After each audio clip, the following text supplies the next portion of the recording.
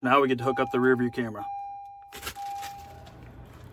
So here's the camera after I detached it from the rest of the cables, just making this a little bit easier so the adhesive doesn't have to stick to dirt, because it won't.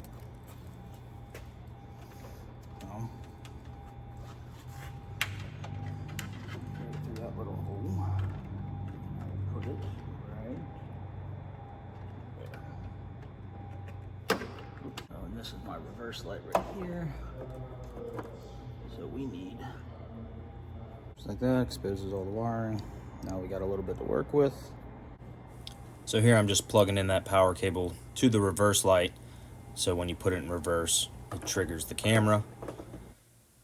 Now I'm just bundling up all the wires because nobody wants loose wires hanging around or flopping around in the way. So I'm just running it behind in all the crevices I can, and then I'm gonna run it right by all the other wires. You can see what I'm doing now.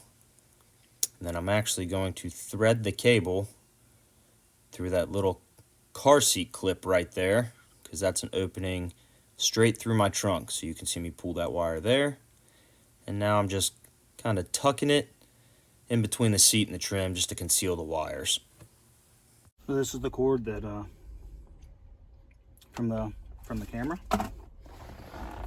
So by putting the car in reverse, and this is what we get. As you can see, we got the camera behind us, and you can actually edit these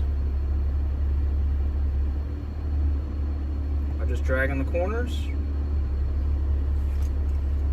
You would calibrate that according to the instructions. Here's just a closer view on how clear the screen is and what the reverse camera shows.